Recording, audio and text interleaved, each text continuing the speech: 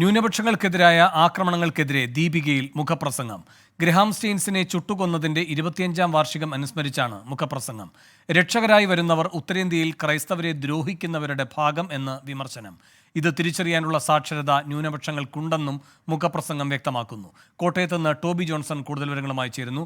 Toby, എന്തൊക്കെയാണ് ഈ മുഖപ്രസംഗത്തിലെ വിമർശനം?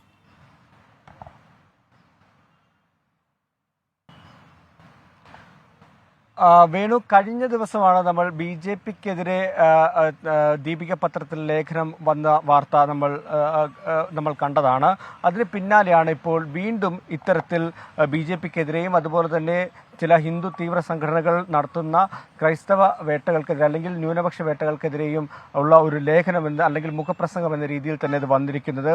ഗ്രഹാം സ്റ്റെയിനെ ചുട്ടുകൊന്നതിന്റെ 25ാം വാർഷികവുമായി ബന്ധപ്പെട്ട് എഴുതിയ ലേഖനങ്ങളും മുഖപ്രസംഗവുമാണ് ഇപ്പോൾ വീണ്ടും ചർച്ചയായിരിക്കുന്നത്. അതിലേറ്റവും പ്രധാനപ്പെട്ടത് തലോടുമ്പോഴും തല്ലിയ കൈകളെ തിരിച്ചറിയാൻ ക്രൈസ്തവ ന്യൂനപക്ഷങ്ങൾക്ക് ആകും. അതോടൊപ്പം തന്നെ തല്ലും തലോടലും നടത്തുന്നവർ ഒരിക്കൽ തലോടൽ നിർത്തുമെന്ന് അറിയാം.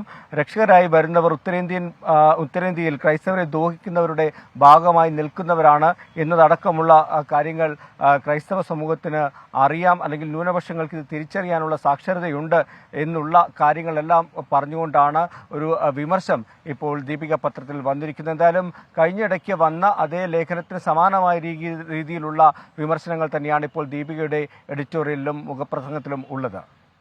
കോട്ടയത്ത് നിന്ന് ടോബി ജോൺസണാണ് വിവരങ്ങൾ നൽകിയത്.